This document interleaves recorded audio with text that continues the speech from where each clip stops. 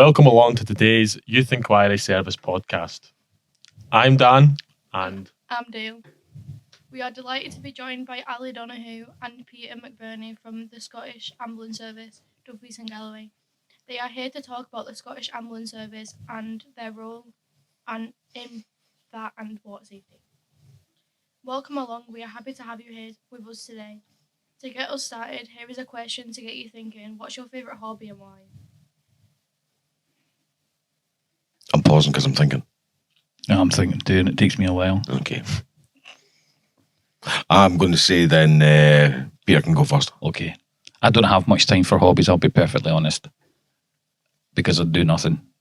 But when I do have spare time, I do research my family tree. So genealogy is about the only hobby I have time for. I do attempt to play golf from time to time because it helps me switch off as well. But no, family tree, family history, that's what I enjoy doing. For me, it's acting and singing. Heavily involved in the Theatre Royal in Dumfries. Scotland's oldest working theatre, by the way. And I'm the current master of the Guild of Players there. So, and I'm directing Panto this year as well. So I love that sort of thing. What about you, Dayle? What do you like doing? I like gaming. Okay, and what do you play? Roblox. Roblox? Yes. We play Fortnite. We play Fortnite. Which is Roblox? Which one's that? Is that the one? it's a little cube, guys. It's like Yeah, but there's so many different games in it you can play as well. I think The Tycoon. Yeah. The Tycoons. Well, my son plays something like that. I don't know. What about you, Dan? What do you like to do? I love coming to work. That's not a hobby. You get paid for that. Aye, so It's not a hobby. all right, sound cricket and camping. What, at the same time? No, For some of our young people or anyone listening, they may be wondering what the Scottish Ambulance Service does. Could you tell us more about that, please? Yes. Scottish Ambulance Service is under the Emergency Services banner. So we attend people with immediate life-threatening conditions or people that have fractured bones or mental health problems or things like that. But we have another section as well, which is the Patient Transport Service, which takes patients to clinics. And now I'll pass across to Peter because he will give you the actual business response. Yeah, what Ali says. No, you said something about multifaceted. Yeah, we're multifaceted. Yeah, sorry. We're Scottish Ambulance Service, multifaceted agency, really. As Ali says, we're part of the Tri-Service Emergency Service, so we work with the police and the ambulance. We work with the ambulance service as well. Yeah, the police and the fire service is the blue light responders, and we attend, all sorts of not just jobs, incidents, etc. But we're also involved in everything from keeping crowds at football matches covered for medical care. We do festivals. As well as all the day-to-day stuff like attending all the sorts of calls that come into the service through 999 or the NHS 24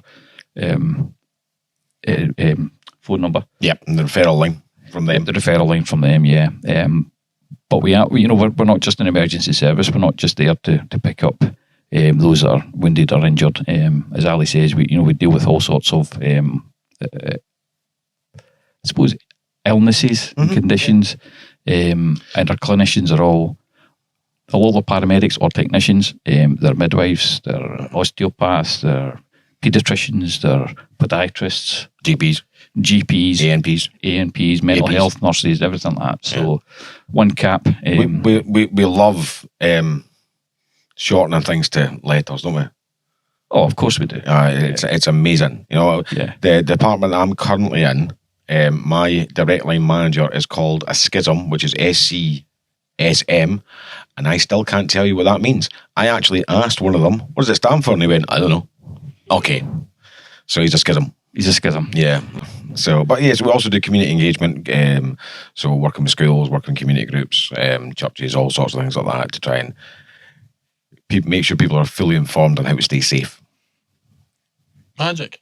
And education, don't forget that. Our ambulance service. Yes, we educate. Yeah, we do educate, and that is all through things that you do. It is, which I'll talk about later. Which we'll talk about later on, if there's a question about it. Well, we'll go back to Magic Man Dan. Aye, thank you. Could you tell us what your role is within the Scottish Ambulance Service and what you do? Yes. Right. Okay, so I've been in the ambulance service for 23 years. I started off in the patient transport service as an ACA. There you go. There's another one in that room. An ambulance care assistant, and then moved up to the emergency side of it. Based out of initially Kirkconnell, where I worked 7 days on, 7 days off, 8 till 8 day shifts, and then 8 till 8 on call at night. So we could be disturbed for anything. We spent a lot of time, I think the crew still do, we spent a lot of time going up into Ayrshire. Yeah, they do. You know, which was just, it was hard going, and then I transferred across to Lockerbie. And in 2008 possibly, we went full-time. So there was no more on-call. Fantastic. And for the past 16, 17 years, I have been fortunate enough to do the majority of community engagement for the ambulance service, so working with schools and community groups, and working on projects like Big World, Safe Drive, Stay Alive, and Operation Safety for schools. And we are currently working with police, fire, NHS, and the court, and something called Youth Works for... Yes, this is true. We are working with you guys on a new Safe Drive Stay Alive campaign that's going to be ours. And I think I can't tell you the name of it just now because it hasn't been fully agreed. But we have come up with a new title for it because we're not allowed to use Safe Drive anymore because it's a national project. Yep. Magic. What made you want to be part of the Scottish Ambulance Service? Okay. Oh, sorry. No, that's fine. No, I'll answer that one. Oh, you answer that. You go for it. Yeah, I can answer that one. I'm going to drink my tea with oat milk. You do that, don't? Yeah. So for me, it's as we grow up, we always aspire to be something. Now, when I was young, I didn't know much about ambulance service and anything like that. But as I grew up and got other jobs and worked in other areas, and I went into retail, and then I went to work with prisoners. It just fascinated me. But unfortunately, I could never apply for it because we used to have a direct entry route where you had to have a certain license to drive the vehicles. I never sort of test till after that date. I'm younger than Ali. He's got what they call grandfather rights. Yeah, that's right. That's right, young man. Yeah. So I had to wait. Once again, my Class 2 HGV licence, that then opened up opportunity when they changed the entry levels. You could now go direct into technician level and drive A&E ambulances. So once that happened, I applied. After a bit of consultation, a couple of Facebook messages, I think, right. Ali back then. Had a bit chat back then. Yeah, I had Facebook back then as well. Yeah, so checked in with him, applied for it, and I got the job. To see the old cliche of you want to make a difference, you want to do this, yeah, absolutely, that's why we want to do it. But we love it. I love it. It's the best job I've had, and being able to make that difference to even one person in your shift, whether for me as a manager. Oh, 100%, yeah. Without doubt. Make sure my crews, my staff are all safe, all getting home safe, as well as any patients you can make the slightest bit of difference to, just makes everything worthwhile. You're right. It's 100% that. I mean, I joined because when I was 20, I sadly lost my mum to cancer, and the last time she was taken from our house up to the hospital where she passed away at the old Mountain Hall, which is now Mountain Hall Treatment Centre. The crew that came and picked her up were amazing. They were absolutely fantastic with her. They were so delicate and making sure she was safe. And I'll tell you, I don't know if you did. Do you know who it was? Right, so it was a crew that were together for years. One of them's retired now, but it was Alan Campbell and Gordon Thompson. And they were absolutely phenomenal. So I'd been away to drama school at that point. I'd come back, I was teaching, and I just knew I wanted to do something to make a difference. As Pete said, to make a difference in one person's life. And yeah, I joined the service in memory of my mum, and I've been there 23 years. And somebody once said to me, "What do you want while you're in the service?" And I said, "Stories." Yeah. And we've now got stories. You've got stories. I've got stories. Oh, yes, he does. Cool. What are your most types of calls that you get responded to? Phone calls. Oh, aye. Yeah, the smoke signals don't really work Don't anymore. work anymore. The text messages don't work very well. And not everyone knows Morse code now, so telephone calls seem to be the way ahead. You're far better listening here, you know that. So, Right, okay, so there is a vast majority of jobs, right? And Pete will tell you mostly, do you think you're more statistical on the areas of jobs that we cover? You mean call categories? Yeah. When it comes to population. So Dumfries and Galloway is we have an ageing population in this area. It's a lovely place to grow up and grow old in, and it's also a lovely place to retire to, which we've seen a huge increase in numbers over the past few years. And you can tell, even by the way Dumfries is growing in size and the developments are getting built, that there's still people coming here. So dealing with an ageing population means that there's a lot of pressure on the service, because we're dealing with people with a lot of what we call comorbidities. They've arrived here with a multitude of health conditions, from dementia to respiratory problems, cardiac, whole sort of system problems. So we're dealing with that a lot of the time. And on top of that, the younger population in Dumfries and Galloway and across Scotland as a whole, we see an increase in mental health calls. Yeah. Which is it's more and more prevalent, which is a real shame. Of course it is. But that unfortunately, that is what we tend to spend most of our day-to-day calls dealing with. Mm-hmm. Myself, I'm slightly different, being the position I'm in. I don't get out to as many calls as the frontline guys do. I'm called more for the major incidents and to be scene manager. So I turn up at nasty jobs really a lot of the time. The thing is, and it's interesting what you were saying there about people moving into the area with pre-existing medical conditions. You'll find that a lot of people move to the areas of Dumfries and Galloway from Greater Manchester, from London, from places like that, just to get here for the fresher air. Because the smog in cities is even worse for people with respiratory system conditions. So the amount of older people, older generation that we are going to, that are living in the middle of nowhere, and they currently lived in like Putney or something like that, and you're like, how can you cope? And it's just unbelievable. But yeah, mental health cases are very, very much on the rise, sadly, significantly so in the past 10 years. I think when I grow old, I'm going to actually build a house next to the hospital. Don't, because it makes no difference. I suppose. Because I actually went to a patient who lives across from the hospital and he waited 4 hours for an ambulance. I suppose. Well, so, mind you, that was a 4-hour call, so. Well. And that's another thing, right? That's something else that people don't understand. The different types of calls. Different types of calls. So if you dial 999, we've got a colour category that the job will go into. So it's purple for somebody who is in an immediately life-threatening situation or not breathing. Yes. Right, so that's our purple call. Then we've got red, amber, yellow, lime, teal. No. Teal comes at the end because it's an extra flow sheet. Sorry, that's my job. So lime, teal, green, blue, and white for routine. So you've got all those categories to go through. But what will happen is if a doctor tends to come out for a medical reason to your house and says, I think you need to go to hospital, right? I'll send you an ambulance. It's the normal line. But what they won't tell you is when they go back to the surgery, they'll phone up our booking line and they'll make that ambulance arrive anywhere between 1 and 4 hours. So after 2 hours, we get somebody on the phone going, where's my ambulance? Oh, it's not due for another 2 hours. No, my doctor said they were sending an ambulance. I know, but the doctor's booked it. People don't understand that timed admissions don't work that way. Right? Emergencies get ambulances straight away. Timed admissions, you still get an A&E ambulance. Yep. You just don't get the lights and horns that go with it. Yeah. So I think that also it's key to point out as well that although the calls come in, I mean, you're working at the moment in the National Call Centre, but for Dumfries and Galloway, when the calls come in, we only have a limited amount of resources to use. Yep. I mean, we don't have an endless supply of ambulances and technicians and paramedics. It's the one thing I've always said is people in Dumfries and Galloway, please realise we don't have an ambulance per person.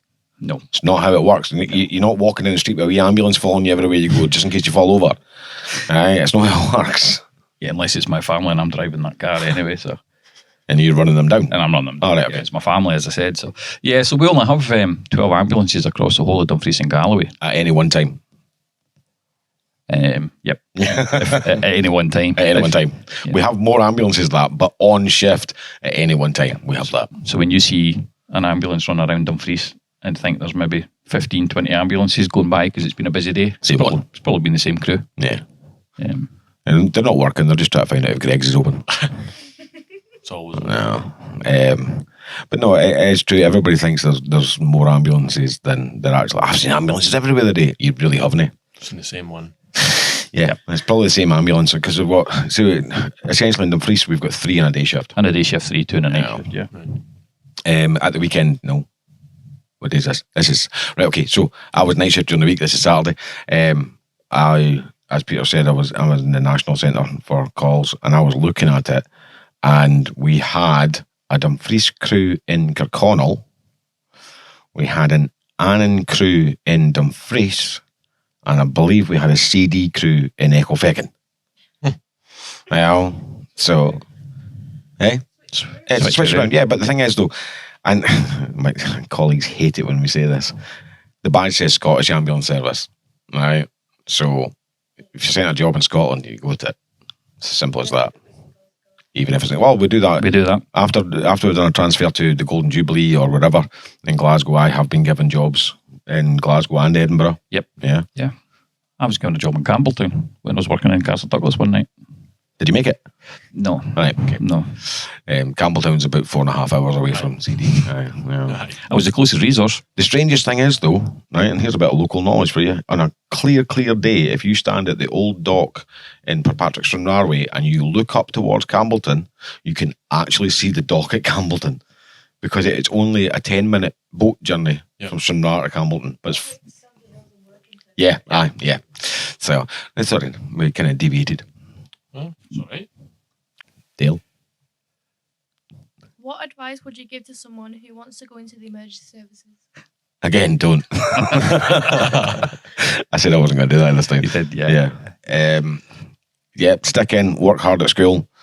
If it's what you want to do, make sure it's right for you. And then Peter can give you the actual information now. No, I would just say the exact same thing. If they do want to go into any of the services and it is their dream, then chase it and do it. But prepare yourself for it. It's not easy to get into. It's not easy to be staying either. It's not easy to stay in, yeah, absolutely. There is limited jobs in all the services. Mm-hmm. We'll go through a recruitment drive the next couple of years, probably to replace a lot of paramedics who will be taking retirement or that as well, because we have got an older cadre of colleagues. And we've actually lost quite over the last couple of years. We've lost quite a significant amount and they all came. It was like Gremlins, the new batch. Yeah, and they've all gone now. We've got. You tend to find in the ambulance service, if you're in it and you stay in it, you're there for 30 years. Yeah. Some people 40 years. Mm-hmm. You talked about a crew earlier on, Gordon Thompson. Yeah, he was 43 years, I think. 43 years he was in. Wow. So it's a long time to be in the service. But no, if it is for you and you made up your mind, then chase it. Find out the pathways to do it, because every service is different. Yeah. The ambulance service ourselves, we no longer have an entry level into technician at the moment. And we also don't have an internal progress from technician to paramedic, which is easy to get into at the moment. But the whole jobs are geared towards a degree in paramedicine, pre-hospital. I always wanted the degree to be called a degree in paramedicacy. Medicacy. Because it made it sound a bit more Harry Potterish.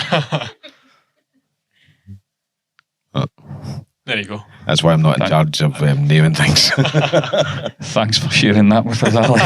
I said that to one of our training officers once. Yeah. In our LIP. There you go, another acronym. Learning and practice course. And I went, can we call it a degree in paramedicacy? And he just looked at me and went, I like that. But LIP? Why it happened? Learning and practice course. LIP. Yeah, where's the C? It's just LIP. Learn and practice. It's just learn and practice. Yeah. Don't add words on our acronyms. Yeah. So how we get into it? Yeah. Get the right pathway, chase it, and do it. You'll love it. It's the best job when you get into it. Yeah. Well, you've touched on it, so that it is, what career path would a young person take who wants to go into the emergency service? So, historically, I have always recommended to the youth of today, no, anybody that's come to me, I've always said, like, go and try and do yourself a first aid course. Yep. Or go and join, what do they call St. John's? St. John's. St. John's or St. Andrews. They're the volunteer ambulance services that attend events and this, that, next thing. So these things have a certain amount of value, without a doubt. But the most important thing that I would recommend is come and talk to him. Come and talk to him and his ilk that are in the offices and the stations. They will tell you they've been through the recruitment process. They hire on the recruitment process. Talking to the management is so vastly important. They can tell you more than... I can turn around and say it's a great job. And it is a great job. Yep. Best job in the world. But they can tell you the hoops that you have to jump through to get it. And there are hoops. Oh, there's always hoops. Oh, Yeah. Right. Some of them are on fire. Yeah, but as Ali says, I can't even remember what you said now. I was going to jump Thanks in. for listening. Yeah, thanks. Yeah, doing things like your first aid is key. But anybody, and I'm going to do a bit of plugging here as well, because I've not mentioned it yet, but we'll talk about apps maybe if we get a chance. But there is one app that if anybody is qualified in doing, it's called the Good Sam app, which is an app where you register if you are happy to perform CPR. Good Samaritan. Yeah. Is what it's for. Right. So you basically sign up to that, and if you're happy to perform CPR and you're within a 500-yard radius of a call that comes into the ambulance service, and we don't have a resource immediately available, you get a link sent to you before the ambulance is dispatched. Yeah. To get you moving. And if you're happy to do that, I would recommend anybody who's happy to do it to join up. I've been a member of it for years. Yeah. And I've had a couple of calls on it, and it's quite alarming. It is when it goes off. It is when it goes off. Yeah. But Remember that national alarm went off in supermarkets? This thing. Imagine that in your pocket, right? Just for you. Oh no. Right? Because you're in the egg aisle of Morrison's, right? And somebody in the freezer section's gone and done the cowpit yow, right? And they're needing CPR, and your phone goes off. That's it. You don't have long to prepare from the egg aisle To the freezer aisle. Don't drop the eggs, because then see, Joy, that sums you up there, because you're leaving somebody else to clean up your mess. Place the eggs gently on the ground, right? Or back on the shelf. But I'm actually more concerned that Joy's actually more interested in the eggs than she is in the person that's possibly dying. Well, have you seen the price of eggs? I know they're expensive. Right, okay. After somebody's slipped in it, fallen, broken a hip, another ambulance required.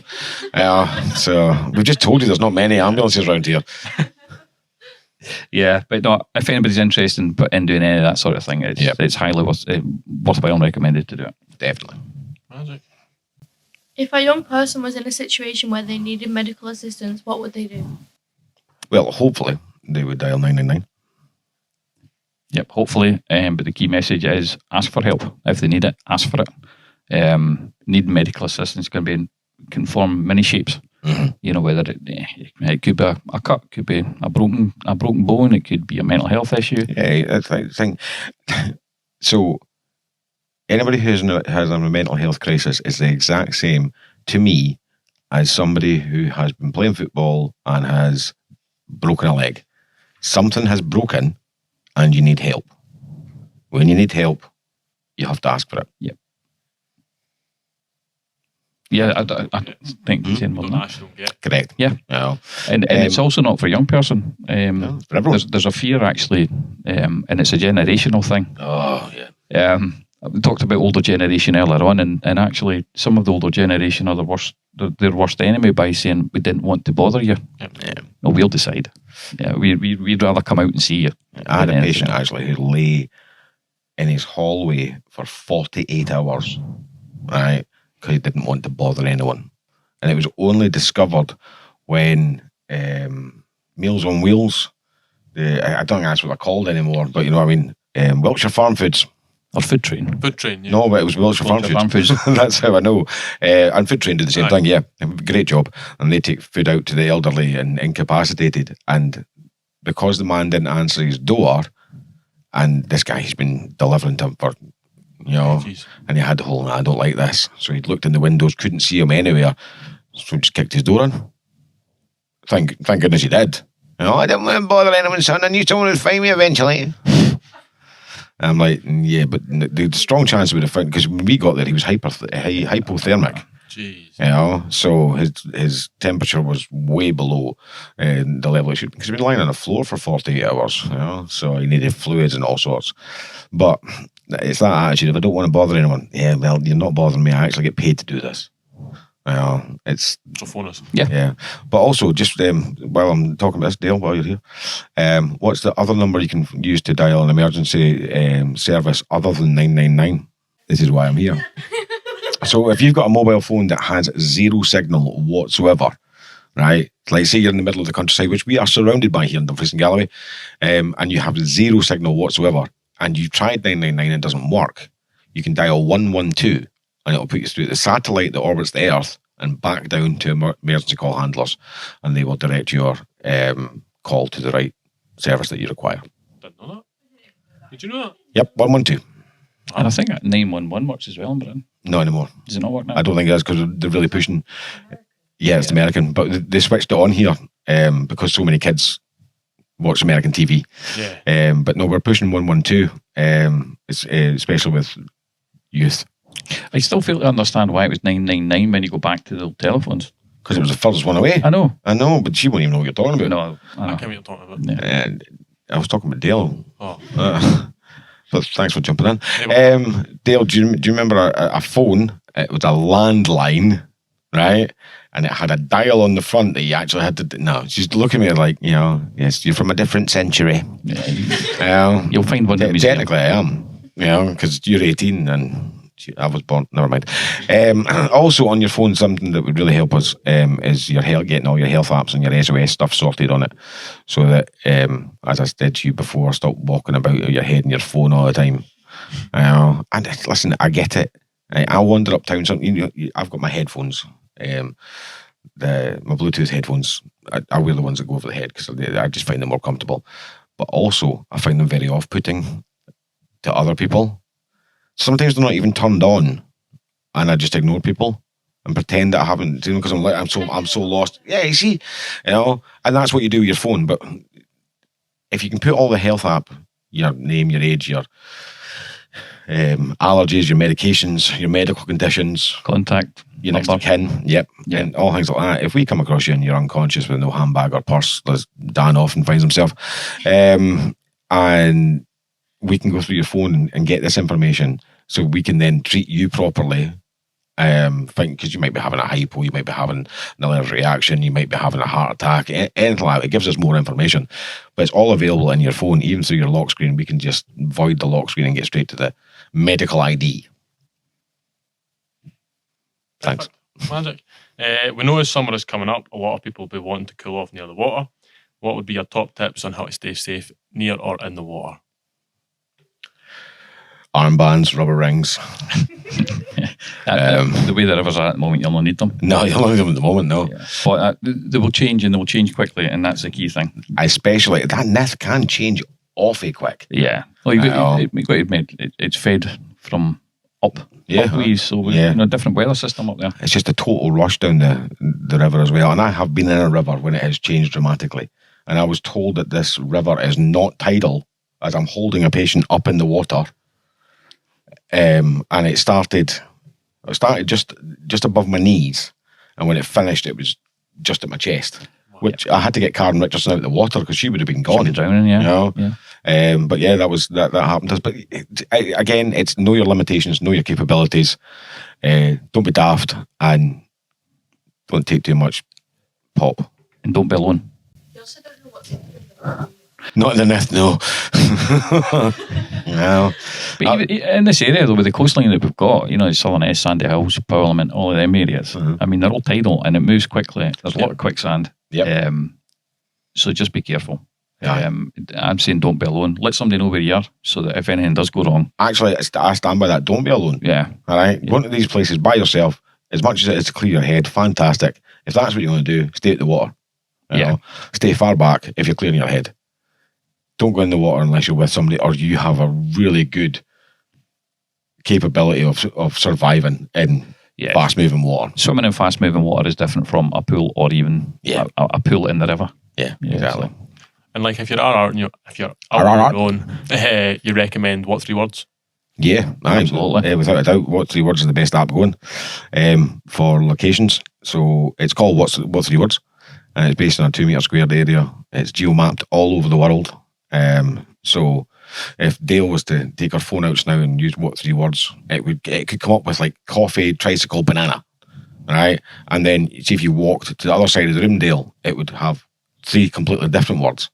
Right, because it's just geo-mapped to that area, and it just means that we can find your locus right to the point, you know. And in this such a rural area, that's vastly important. As long as you don't move. Yeah, right. So I've been to jobs where the What 3 Words have moved, and they've been hundreds of yards away from where the call came in. Yeah, that's because patients do like to make life difficult for us. They do. Yeah. Love them dearly, not. But they do like to make life difficult for us as much as possible. And they're like, I'll tell you, and I'll tell you why. Right? You'll know this, right?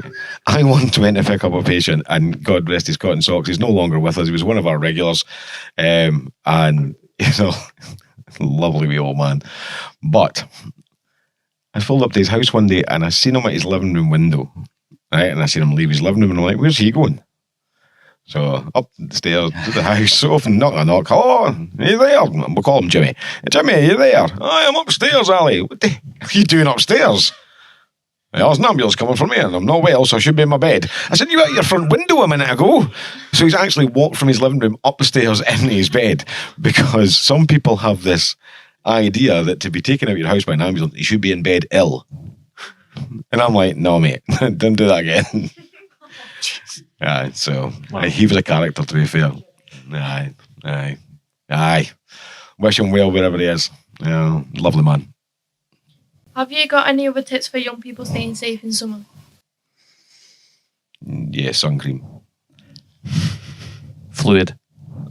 Water. Yeah, water. Stay hydrated. And don't make an idiot of yourself. No, there's lots of ways. There is lots of ways. Stay out of abandoned buildings. Oh, please do that. It's just, come on. Common sense. Yep. You would think. Here's the thing, right? We've all been at that age where we're daft enough to do something that one of our pals dares us to do it, right? Can we possibly just get people to stop for 1 millisecond and think, could this kill me? Or could this kill somebody having to come and help me? Yeah, aye. Unlike the problem we've had in the past, where abandoned buildings had workers going into it, and some of the folk going into it had set booby traps. Oh my God. And one of the workers got hospitalised by one of these booby traps. I know people think it's funny, but that's somebody else's life that you're playing with. Yeah. I always say, take responsibility for yourself. So if you want to do something stupid, that's on you. Yeah. Right? Don't make it so somebody else's life is endangered because you think it's funny or because you're stupid. It's my old saying, you can't cure stupid. No, you can't. All right? And it's true. Right? But please just take a second. Think about it. And yeah, if you want to stay safe, just lift your head up every now and again. Think about it. And don't spend your life looking down. Yeah. And I don't just mean your phone here, Dayle. Right? But if you look at majority of people in Dumfries when they're walking through the high street, they're looking at their feet. Nobody looks up anymore. It just shows that we're so isolated and cut off that we want this segregation away from everybody else. Don't. That's not going to keep you safe. Look up, look around, see what you've got around you. Yeah, and the other thing I was going to look out for each other as well, because in this day and age, as Ali's saying, we're all too interested in keeping ourselves to our own wee bubbles, our own wee world. But no, look out for each other. As a last question, what do you love about your job and why? I mentioned this story, and we'll go over it again, Joey. So I'll just start it off though. Oh, you start it. Okay. I'll just start off with yes, boss. Let me say boss. Yes, boss. And the key message for me is the reason I love my job is if I can make a difference to one person, whether that's a patient or a member of staff, a service user in any way, then that's what I love about this job. I've only been in 13 years, but I'd like to think that some of the patients I've treated are where they are today because of the actions that either I've had to do for them or my colleagues have had to do for them.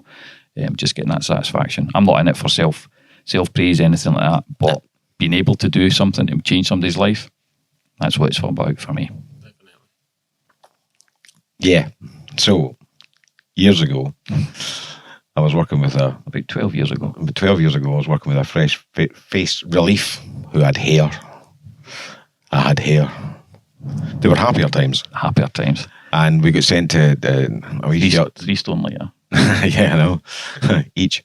We got sent to a wee sheltered housing area, and with this lady who hadn't been well, she'd soiled her bed, soiled herself, but she was adamant that she was not going to hospital. 100% not going to hospital. So I'd said to Peter, let's get through the bathroom.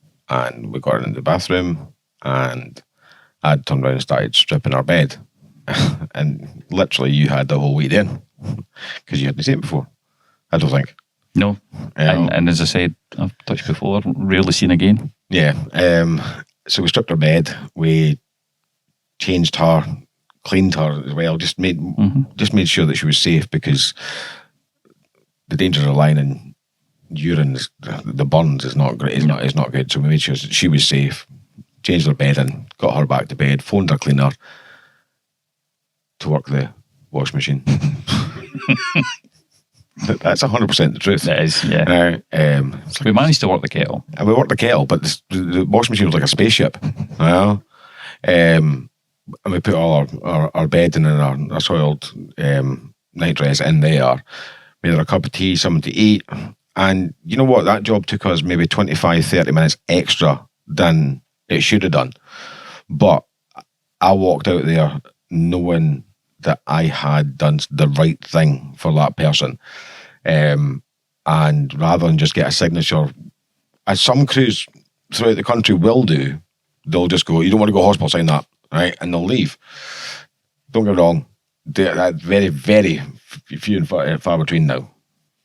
They would say that. Yeah, I have to say that. There's so many different pathways and avenues now. Yes, it really cuts down that sort of need for that. But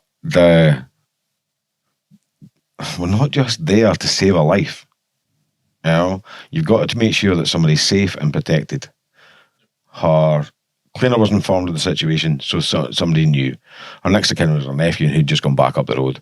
Her doctor was informed as well, but she just point blank refused to travel. And while somebody has capacity, they have that right to say, no, I'm not going to hospital. And if I try and take them to hospital against that, it's called kidnapping. Kind of frowned upon these days. It is kind of frowned upon. It's there's special departments out there for it as well, special victims unit and things like that. But no, it's just going that extra mile just to make someone feel safe. That's what's most important to me. I want to treat everybody like I would want my mum treated back in the day. We have really appreciated speaking with you today. Thank you for coming on our podcast. Make sure to follow us on our social media. See you next time. Bye. Follow us to keep up with more podcasts.